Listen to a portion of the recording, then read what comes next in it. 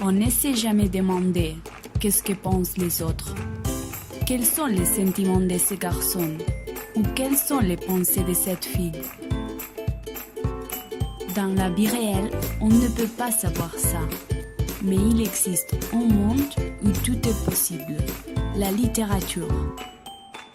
Alors, le type de roman qui nous permet de savoir à chaque instant les émotions, les sentiments et les états d'âme des personnages s'appelle roman psychologique. L'un des livres les plus représentatifs de ce genre est Les Rouges et les Noirs. Cet ouvrage a été écrit par Stendhal, qui est né en 1783 et qui est mort en 1842. Il est l'un des premiers et plus importants auteurs du réalisme. En plus, il est considéré le créateur du roman moderne.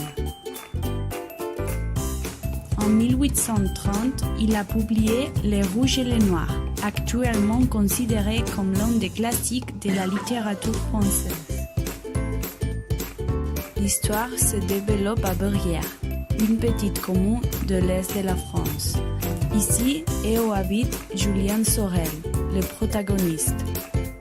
Il est un jeune homme de 18 ans et un admirateur de Napoléon.